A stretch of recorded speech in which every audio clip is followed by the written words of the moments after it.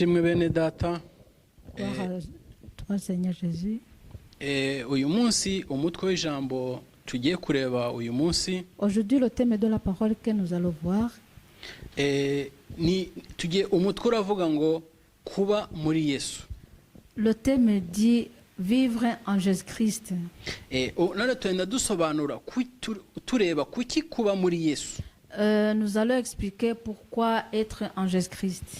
Uyu munsi turasobanukirwa Yesu wa nyawe. Aujourd'hui, nous allons comprendre le vrai Jésus. Uyu munsi turakura Yesu mu cyanditswe. Aujourd'hui, nous allons retirer Jésus dans les Écritures. Tumuzamure mu matwi. On va le mettre dans nos oreilles Amanuke mu mitima. et il va descendre aussi dans nos cœurs Kwango tubashe kumva kumenya kuba muri Yesu agaciro kabyo. pour que nous puissions comprendre la valeur d'être en Jésus-Christ. Uyu munsi turamukura mu nyuguti. Aujourd'hui, on va le retirer dans les Écritures. Turamukura ku rupapuro. On va le retirer sur la feuille. Tumushyire mu On mutima. va le mettre dans nos cœurs. Nukuvuga ngo turamenya Yesu mu buryo bw'umwuka. Aujourd'hui, nous allons comprendre Jésus au niveau spirituel. Imana ibaho umugisha. Que Dieu vous bénisse.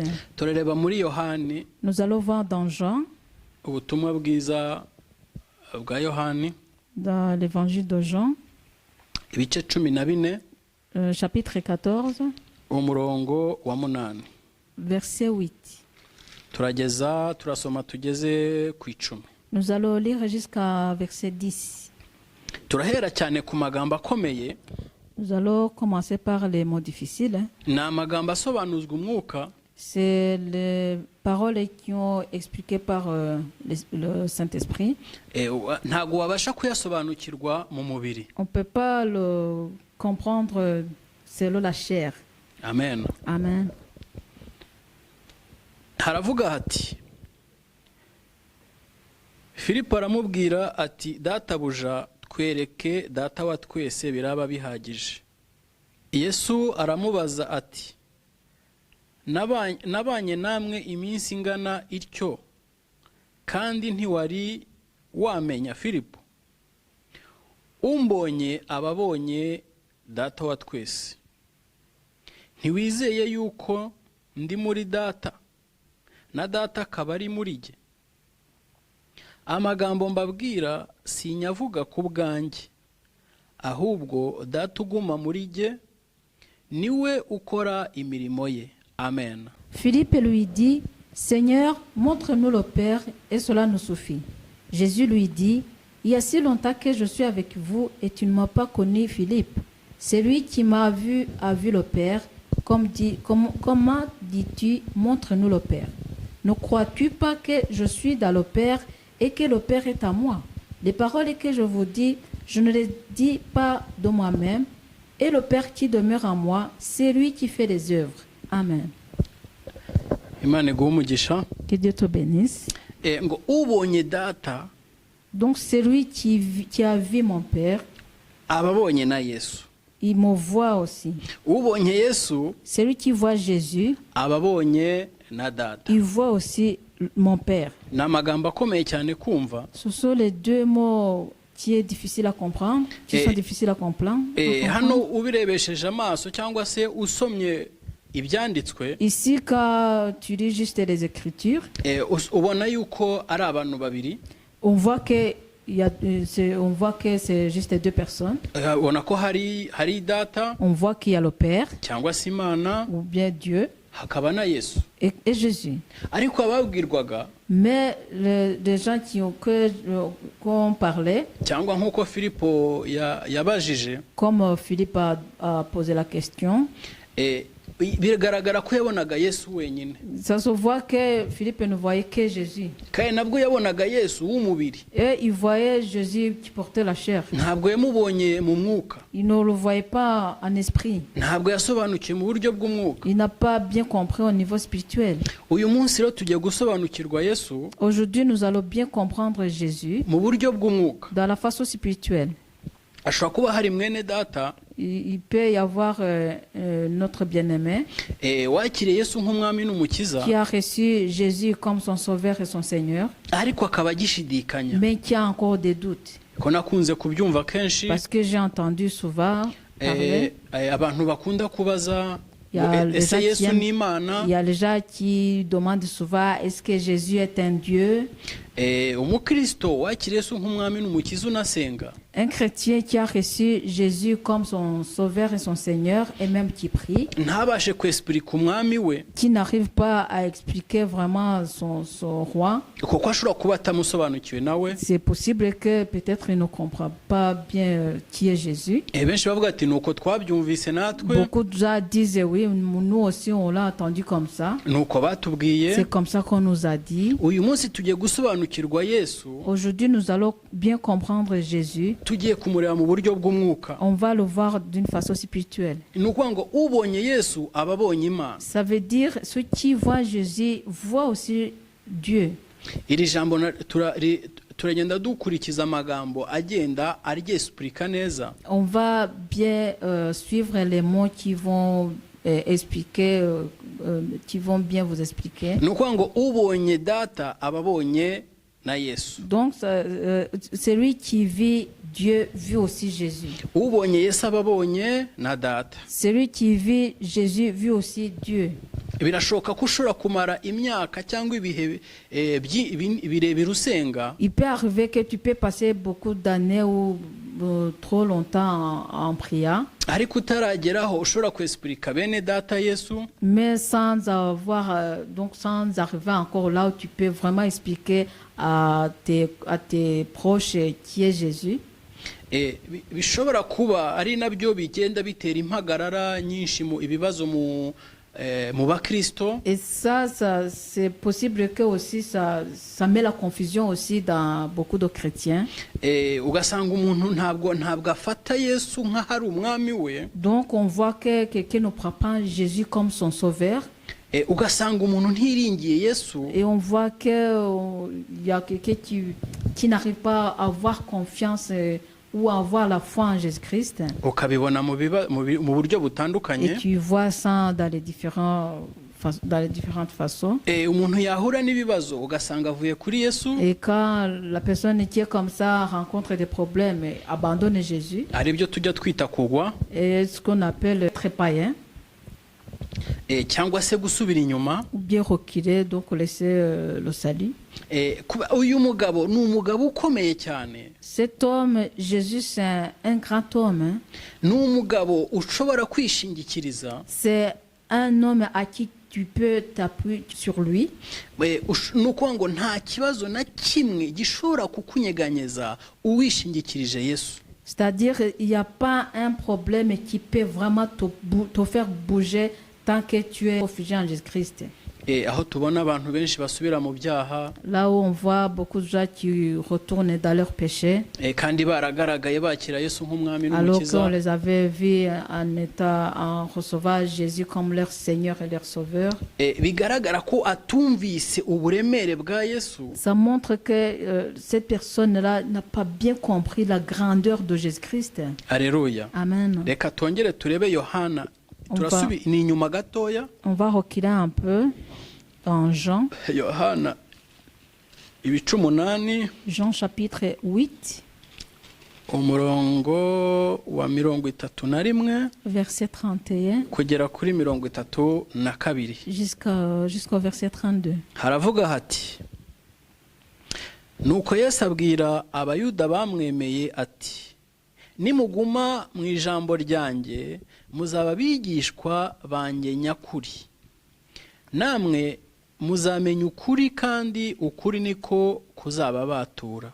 Et il dit aux Juifs qui avaient cru en lui, si vous demeurez dans ma parole, vous êtes vraiment mes disciples. Vous connaîtrez la vérité et la vérité vous affranchira. Amen. Alléluia. Amen. Yesu arababwira, nimuguma mu ijambo ryanjye. Ici Jésus le dit, si vous demeurez dans ma parole, muzaba bigishwa banjye nyakuri, vous serez mes vrais disciples. Namwe muzamenya ukuri, et vous aussi vous connaîtrez la vérité, kandi ukuri niko kuzababatura. Et la vérité vous affranchira. Ni ukuvuga ngo nimuba mu ijambo rya Yesu, Ça veut dire si vous demeurez dans la parole de Jésus mukamenya ukuri, et que vous connaissez la vérité, niko kuzababatura mu byaha, c'est ça la parole qui va vous enlever de péché. uko kuri kukabajyana muri Yesu. Et c'est ça la vérité qui va vous amener en Jésus-Christ. Haleluya. Amen. Ukuri ni kukubatura. Si la vérité t'affranchit, Mu yandi magambo, dans d'autres mots, ukuri kuzaguvana aho waruri, la vérité va t'enlever dans l'endroit où tu étais. kukujyane muri Yesu. Elle va t'amener en Jésus-Christ. Ni ukuvuga ngo kuzagukura hasi kukuzamure. C'est-à-dire, va t'enlever de banc et t'élever. Noneho mugume mu ijambo, Et rester dans la parole. ijambo ari ryo risobanura Yesu. Et cette parole explique Jésus. Ni ukuvuga ngo niho Yesu yavuze ngo nimuba muri nge, C'est là où Jésus a dit, si vous demeurez en moi, nanjye nzaba muri mwe, moi aussi je demeurerai en vous. ngo nk'uko na data ari muri nge. Comme mon Père est en moi. Turagenda dusobanukirwa iri jambo. On va essayer de comprendre cette parole. Nimwicara mu ijambo, Ce qui veut dire, si vous restez dans la parole, nimutura mu ijambo, si vous habitez dans la parole, nzaba muri mwe. moi je serai en vous. Nta muntu n'umwe wigeze uba mu ijambo ry'Imana Aucune personne qui est restée dans la parole de Dieu ngo akorwe et n'isoni. qui a eu la honte. Urugero rutoya Un ngiye kubaha, exemple que je vais vous donner, umugabo Yobu. l'homme que vous connaissez, Job. Yobu yabanye n'Imana, Job est resté avec Dieu. yabaye mu ijambo ryayo, Il a vécu dans la parole de Dieu. nta cyaha kigeze kimugaragaraho. Il n'a pas commis aucun péché, no mu magambo ye, même dans ses paroles, nuko yasubizaga umugore wamubajije. même dans la façon comment il répondait à sa femme lorsque sa femme lui posait des questions, Umugore amugerageza, lorsque sa femme essayait de le tenter. arambwira ati waretse iyo mana yawe ukipfira. Là où elle disait à Job de laisser son Dieu et mourir. Kubera ko yamaze kuba muri iri jambo, Mais comme Job déjà vivait dans la parole de Dieu, aramusubiza ngo il lui a répondu. nguvuze ngo nk'umwe wo mu bagore b'abapfapfa. Donc il a dit, tu as parlé comme l'une des femmes insensées.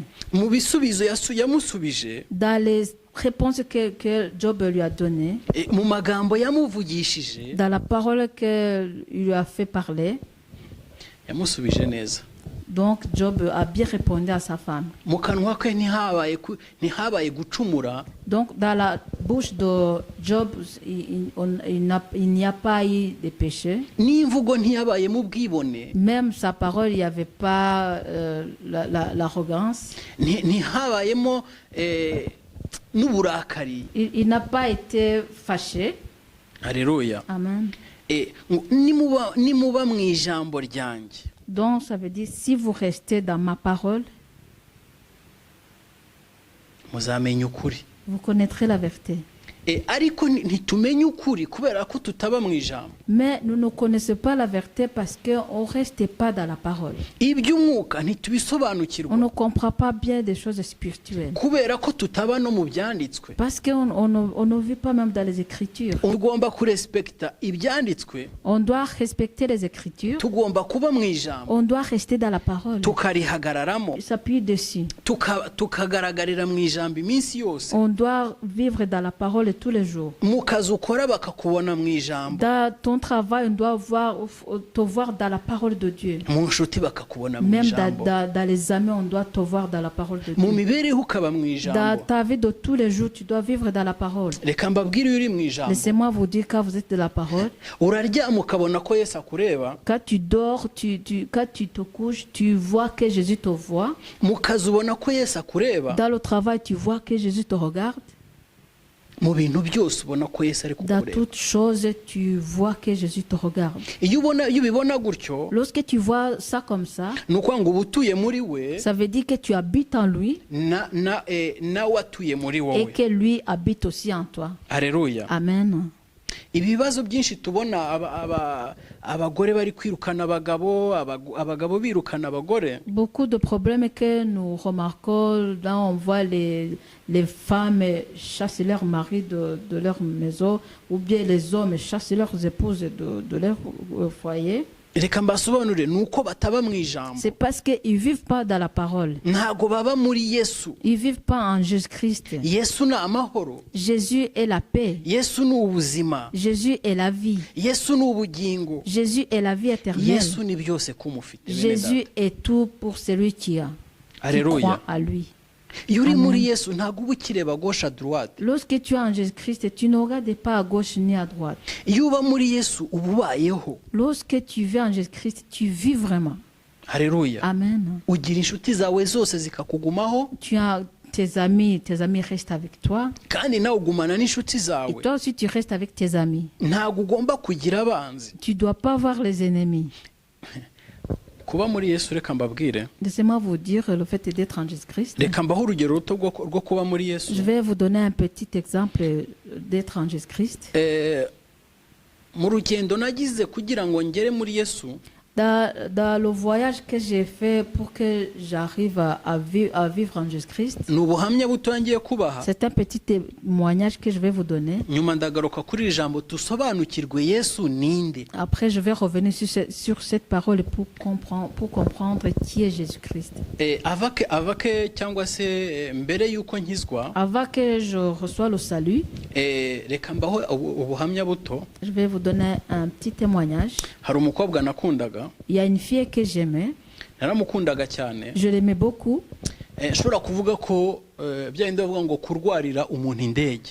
Donc, dans le sens que je peux dire tomber amoureux, avoir la maladie d'amour.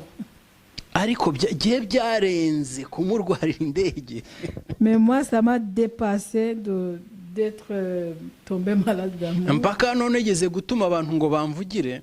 Jusqu'à ce que j'ai envoyé les gens de parler à elle. Mais la fille m'a rejeté. J'ai tout fait, mais ça n'a pas marché. Je suis devenu comme un fou.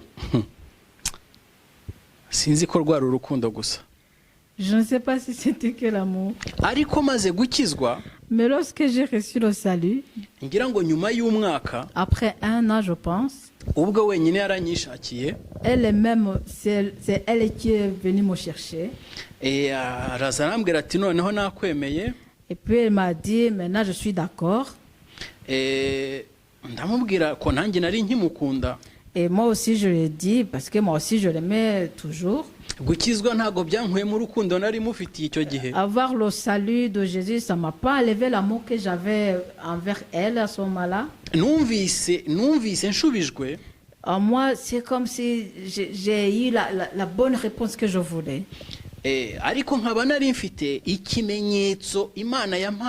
Mais j'avais un signe que Dieu m'avait donné.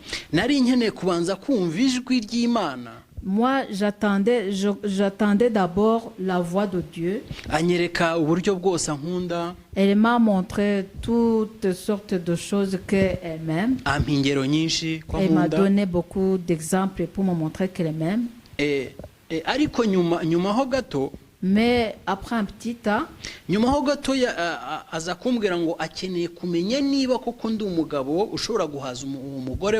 et puis elle m'a dit, elle a besoin de savoir si je suis un homme qui peut satisfaire vraiment sa femme. Et moi je lui ai dit, ne t'inquiète pas là-dessus. Jésus que j'ai reçu, je sais qu'il me fait capable. Je sais que Dieu est tout puissant. Il ne peut pas me donner une femme que je ne pourrais pas satisfaire. Et puis je lui ai dit, écoute-moi mon ami, tu sais que je t'aime. Mais avant qu'on arrive devant le bourgmestre, avant qu'on signe à la commune, avant qu'on voie le pasteur, pour que le pasteur prie pour nous, ntabwo agiye bishoboka Moi, c'est impossible, je ne peux pas faire les choses kuko pareilles. Yesu arandeba, Parce que Jésus me voit. Yesu arandeba, Jésus me voit. Imana yanjye iri kumbona, Dieu me voit. Mon Dieu ngomba me kuba voit. mu ijambo, Je dois être dans la parole. ngomba kuba uko ijambo rivuga. Je dois être comme dit la parole. Nkoze ibyo ava y'ijambo cyangwa avaye ko dusezerana, Si je fais cela avant qu'on signe, naba nkoze icyaha. donc pour moi, c'est commettre un péché. Akomeza kunsobanurira uburyo bwinshi bwumvikana, Elle a continué à m'expliquer plusieurs façons vraiment compréhensibles. ariko ijambo ry'Imana rikomeza rihinyuza ibyo ari kumbwira. Mais la parole de Dieu a été contre de ce que la fille me disait. Ni ukuvuga ngo ni ukwishingikiriza Yesu mu buzima bwawe. Ça veut dire il faut s'appuyer sur Jésus toute ta vie. Reka tugaruke mu ijambo. On va revenir dans la parole. Turongera tuni inyuma gato Yohana ibice 8. On va aller dans Jean chapitre 8. Umurongo wa 19. Verset 19. Niho tuhasoma gusa. Juste verset 19. Ndashaka dusobanukirwe kubera iki tugomba kwishingikiriza Yesu. J'aimerais bien que nous comprenions pourquoi on doit s'appuyer sur Jésus. Twabonye yuko kuguma mu ijambo rya Yesu, on a vu que rester dans la parole de Jésus, ngo tuzaba bigishwa ba Yesu nyakuri. On sera les vrais disciples. Bivuga ngo ijambo rya Yesu ni Yesu. Ce qui veut dire que la parole de Jésus est Jésus. Ijambo ni Yesu. La parole est Jésus. Alléluia. Amen. Nuko ngo nuba mu ijambo uzaba uri muri Yesu. Ça veut dire que si tu demeures dans la parole, tu demeureras, ça veut dire que tu demeures en Jésus-Christ. Ngo nuba muri Yesu kandi uzaba no mu Mana. Ce qui veut dire que si tu vis en Jésus-Christ, tu vivras aussi en Dieu. Alléluia. Amen. Nuko ngo Yesu ntabwo ari undi muntu abakristo basenga. Donc ça veut dire que Jésus c'est pas une personne d'autre que les chrétiens prient. Yesu ni Imana. Jésus est Dieu. Alléluia. Amen. Haravuga hati ku murongo wa 19 baramubaza bati so ari hehe? Yesu arabasubiza ati ntimunzi kandi na data ntimumuzi. Iyo mumenya na data muba mumuzi. Ils lui dirent donc, où est ton père? Jésus répondit, vous ne connaissez ni moi ni mon père. Si vous me connaissiez, vous connaîtriez aussi mon père. Amen. Alléluia. Amen. Nukuvuga ngo niba iyo ubaye mu ijambo. Ça veut dire que quand tu vis dans la parole, umenya Imana, tu connais Dieu, ukamenya na Yesu. et tu connais Jésus. Kuko ntibishoboka ko wamenya umwana utazi umubyeyi. Parce que c'est impossible que tu peux connaître le Fils sans savoir le Père. Alléluia. Amen. Reka mbaho urugero rutoya. Je vais vous donner un petit exemple. Niba unzi neza jewe. Si tu me connaissais moi, niba unzi neza, si tu me connaissais vraiment, atari ukumbona mpita mu muhanda, sans me voir passer dans la rue, niba utambona nk'abandi bose bagenda, si tu me vois comme tous les autres passent, niba unzi neza, si tu me connais bien vraiment, uzi n'abahungu banjye, tu connais mes fils, uzi abahungu banjye, tu connais mes fils. Nukuvuga ngo kugira ngo rero umenye Yesu, ça veut dire pour que tu puisses connaître Jésus, urabanza ukamenya data. Il faut connaître le Père. Ubwo bombi ububazi. Donc, quand tu connais le Père et Jésus, ça veut dire que tu connais les deux.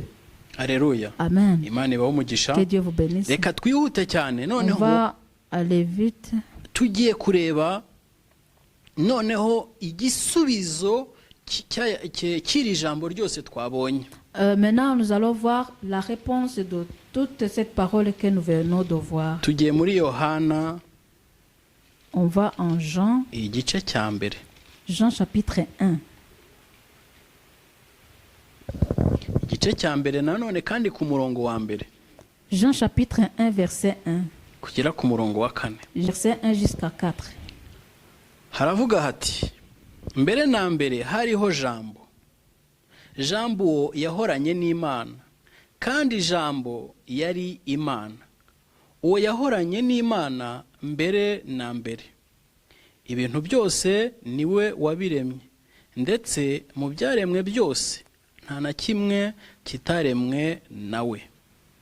Au commencement était la parole, et la parole était avec Dieu, et la parole était Dieu.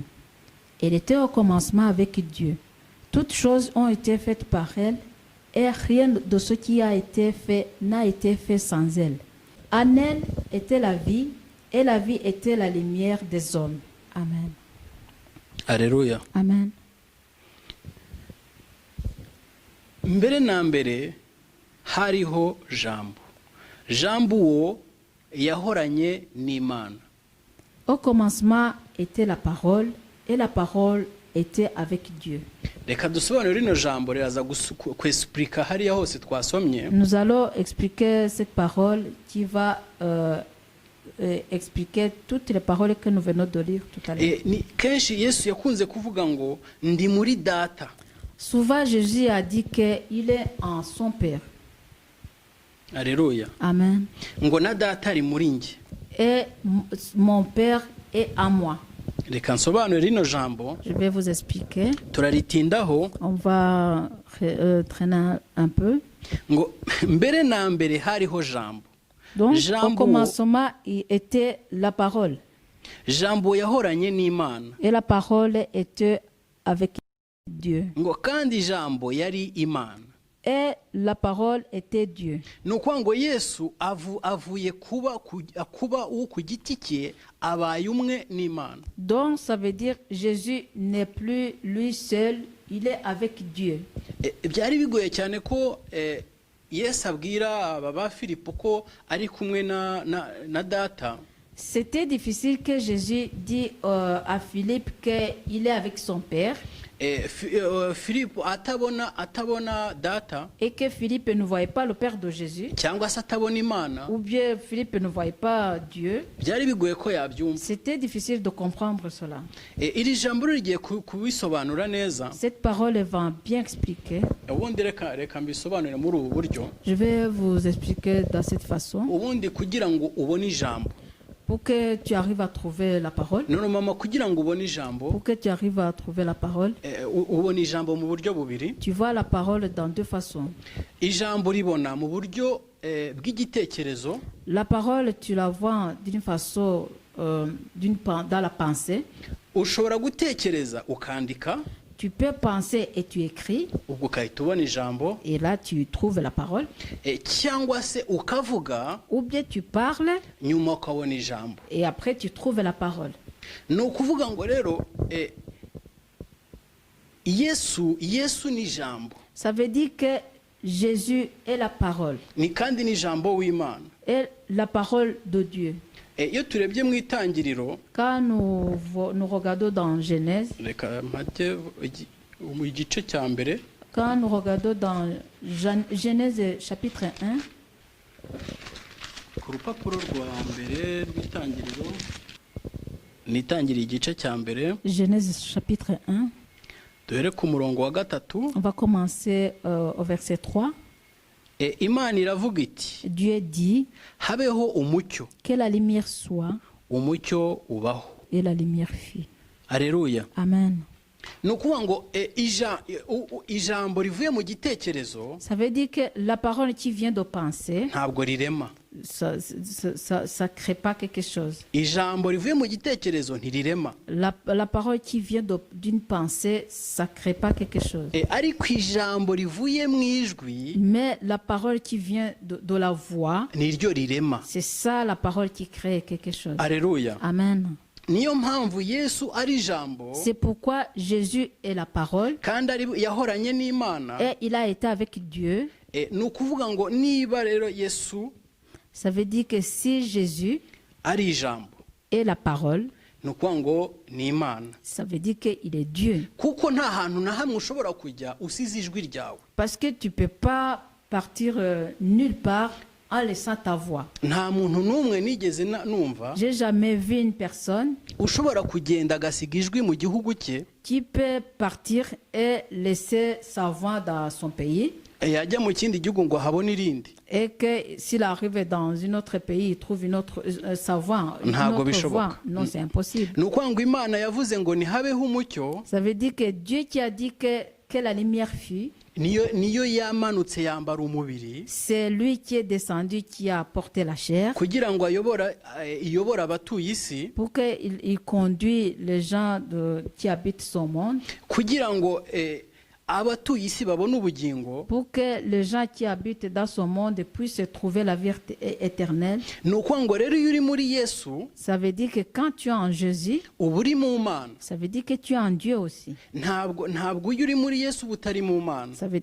pas dire que quand tu es en Jésus, tu n'es pas en Dieu, non. Reka mbereke kugira ngo twongere twumve neza Pour qu'on puisse encore comprendre, ko hari na bene data bakunze kujya numva babaza ngo Yesu ni Imana. parce qu'il y a les bien-aimés qui ont souvent demandé est-ce que Jésus est Dieu, akaba akakohereza n'ijambo ryanditse koko gutyo. et puis il t'envoie vraiment la parole qui est écrite comme ça. Yesu avuga ati ndakora ibya data wantumye. Et là où Jésus dit moi je fais les choses de mon Père qui m'a envoyé. Ibyo ni ukuri koko biranditse ko Yesu yabivugaga. C'est vrai qu'il y a là où c'est écrit comme ça. Ariko ntabwo ushobora gusobanukirwa iby'umwuka uri mu mubiri. Mais tu ne peux pas comprendre les choses spirituelles alors que tu es en chair. Iby'umwuka bisobanuzwa umwuka. Les choses spirituelles sont expliquées par d'autres choses spirituelles. N'iby'umubiri bisobanurwa n'umubiri. Et des choses qui sont en chair sont expliquées par les choses qui sont en chair aussi.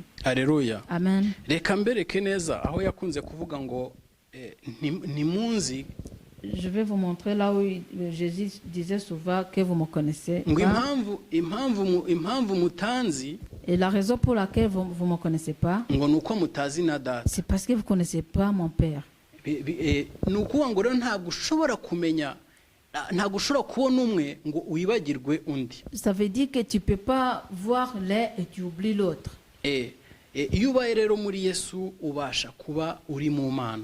Donc quand tu vis en Jésus-Christ, tu arrives aussi à vivre en Dieu. Ni ukuvuga ngo iyo wubahiriza ijambo ry'Imana Quand tu respectes la parole de Dieu ukarihagararamo, et que tu restes dans la parole, ni ukuvuga ngo uba uhagaze mu Mana. ça veut dire que tu restes, tu es fixé dans la parole de Dieu, en Dieu, quoi. Reka mbereke ukuntu usobanukirwa iby'Imana. Pour que je vais vous montrer comment vous allez arriver à comprendre les choses de Dieu. Umugabo Yohana, l'homme de Dieu Jean-Baptiste, l'homme de Dieu Jean-Baptiste, yarahagaze, il était debout Yesu amunyuraho, et Jésus est passé devant lui.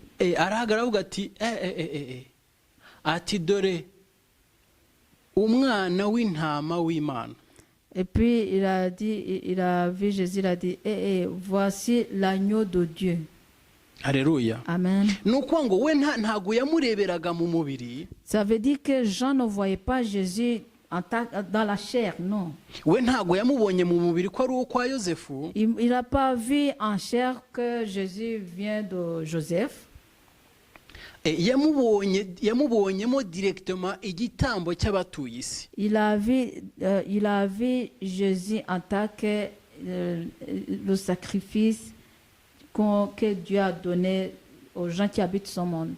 Alléluia. Amen. Ni ukuvuga ngo ni uko nguko usobanukirwa iby'umwuka. Ça veut dire que c'est comme ça que tu comprends les choses spirituelles.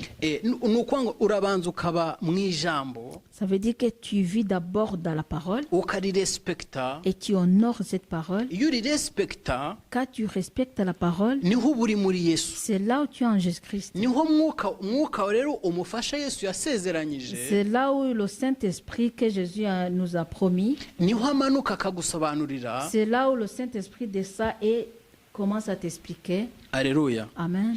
Reka turebe irindi jambo rimwe. On va encore regarder notre parole. Turareba mu byahishuwe ibice 14. On va aller dans les révélations. Ibice 14 umurongo wa 13. On va aller dans Apocalypse chapitre 14 verset 13. Haravuga hati: numva ijwi rivugira mu ijuru rimbwira riti andika uti uhereye none hahirwa abapfa bapfira mu mwami wacu. Umwuka nawe aravuga ati ye ngo baruhuke imihati yabo kuko imirimo yabo ijyanye nabo ibakurikiye. Et j'attendis du ciel une voix qui disait, heureux dès à présent les morts qui meurent dans le Seigneur. Oui, dit l'Esprit, en fait qu'ils se reposent de leurs travaux, car leurs œuvres les suivent. Amen. Alléluia. Amen.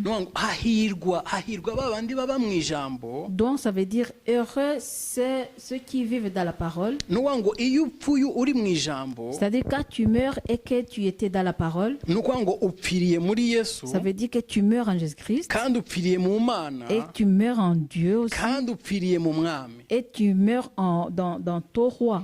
Upfuye gutyo ntabwo arimbuka. Quelqu'un qui meurt comme ça, il ne périt pas. Upfuye gutyo ntaba mu mubabaro. Quelqu'un qui meurt comme ça, il ne vit pas dans les tourments. Umuntu upfuye gutyo ntimwagakwiye no kurira. Même quelqu'un qui meurt dans cette façon, il ne faut même pas pleurer. Uwo muntu nuko ngo aba yimutse. Ça veut dire que cette personne-là déménage. Ngo abavuye mu nzu ni nko kuva mu nzu yindi ujya mu yindi. Ça veut dire que c'est comme s'il quitte d'une maison vers une autre. Reka mbere kukuntu kuba muri Yesu biryoshye. Je vais vous montrer comment vivre en Jésus-Christ et c'est tellement magnifique. Yesu si Bibiliya yonyine imuvugaho. Jésus, c'est pas seulement la Bible qui parle sur lui. Mu itangiriro hariya twabonye mu gice cya mbere Yohana ku murongo wa mbere. Là on a vu dans Jean chapitre 1 verset 1. Hamusobanura neza ko ari ijambo. Ça explique bien que Jésus est la parole. None iyo tugenda no mu gitabo cy'Ikorowani. Même quand on va dans le livre du Coran. Naho baramusobanura bavuga ngo ni kun fayakun. Bisobanura ngo ni jambo. Le Coran aussi explique que Jésus est la parole de parole. Twabonye ko kuba mu Mwami Yesu bifite inyungu. On a vu que vivre en Jésus-Christ, il y a les intérêts. Reka mbabwire nuwakira Yesu nk'umwami n'umukiza. J'aimerais vous dire que si tu reçois Jésus comme ton Seigneur et ton Sauveur, ndakubwira neza ngo ntuzigere ubuje urenga rino jambo. J'aimerais bien te demander de ne pas bouger en allant en dehors de cette parole. Kuko niho ubuzima buri. Parce que c'est là où il y a la vie. Isi izakwereka ko ubuzima bugucitse. Le monde va te montrer que tu rates vraiment la vie. Ariko ubuzima buri hano. Mais la vie est dans la Bible. Nubwo waba uri umukene. Même si tu es pauvre. Iyo waba uri umukene utazarimbuka birahagije. Même si tu es pauvre, le fait que tu vas pas périr, ça suffit. Nubwo ngo iyo utari muri Yesu. Ça veut dire que quand tu n'es pas en Jésus, tu as encore la perte. Quelqu'un qui n'a pas encore reçu Jésus comme son Seigneur et son Sauveur. Je vous dis que quand tu es en Jésus-Christ, il arrive à t'épargner beaucoup de choses. Donc quand tu es en Jésus-Christ, il arrive à t'épargner toutes choses. Donc si tu n'as pas encore reçu Jésus-Christ, je te dis que c'est le moment. C'est le moment de chercher Jésus. Et tu le cherches avec toute ta connaissance. Pour que tu arrives à Jésus-Christ. Parce que l'état de nos jours, il y a des choses tellement compliquées. Il y a des choses tellement difficiles. Il y a des choses qui font fatiguer nos corps. Et ce qui fatigue le corps veut aussi t'enlever la vie éternelle. Parce que si tu meurs avant que tu reçoives Jésus, tu verras pas la vie, tu n'auras pas la vie éternelle. Alléluia. Amen. Être en Jésus-Christ, il y a beaucoup. Je vais lire une autre verset. Mais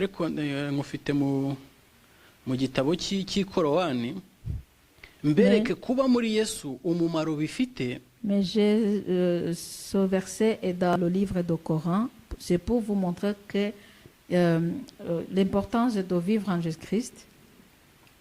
igitabo cya korowani surata rimurani ibice 55 ndasomaho amagambo make ndasoma mu Giswahili haravuga ati pale Mwenyezi Mungu aliposema ewe Isa mimi nitakufisha nitakunyanyua kwangu na nitakutakasa na wale walipo kufuru na nitawaweka wale walio kufuata juu ya wale walikufuru. Harasobanura ngo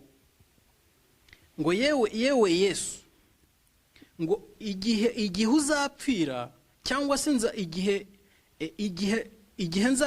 uzapfira nzakuzamura iwanjye. Ça veut dire toi Jésus, le moment où tu vas mourir, je vais t'amener chez moi.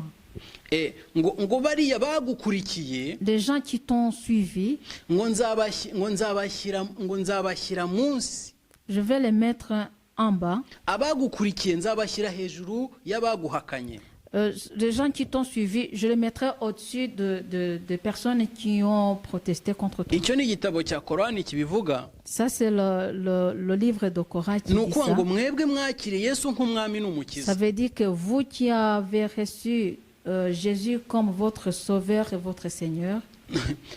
Hano icyanditswe mu Giswahili kiravuga ngo haravuga ngo aba kufuata wari kufuata cyangwa se abagukurikiye. Ça veut dire que les gens qui t'ont suivi. Ni amagambo abiri atandukanye. Ce sont les deux mots différents. Nuwa ngo mu Giswahili kufuata ni ugukurikira. Donc en Swahili kufuata c'est suivre. Alléluia. Ni ugukurikira nuko ngo abakurikiye Yesu. Ça veut dire que ceux qui ont suivi Jésus. Imana izabashyira hejuru y'abanze gukurikira Yesu. Les gens vont, Dieu va les élever, ils les mettront au-dessus des gens qui n'ont pas voulu suivre Jésus. Alléluia. Amen. Nuwa ngo uwakurikiye Yesu. Ça veut dire quelqu'un qui a suivi Jésus. Ari naho ijambo riza ritubwira ngo ni igenzira y'ukuri n'ubugingo. Là où même la parole nous dit c'est lui le chemin et la vérité. Aho Yesu avuga ngo ntawe ujya kwa data ntamujyanye. Là où Dieu dit il y a personne qui va chez mon Père sans passer par moi. Nuko ngo bariya bakurikiye Yesu. Ça veut dire ces gens-là qui ont suivi Jésus. Nibo bazashyirwa hejuru y'abahakanye Yesu. C'est eux qui vont être élevés, qui vont être au-dessus de ceux qui ont nié Jésus. Nuko ngo kuba muri Yesu bifite inyungu nyinshi. Ça veut dire que vivre en Jésus-Christ, il y a beaucoup d'intérêt. Alléluia. Amen. Imana ibaho umugisha. Que Dieu vous bénisse.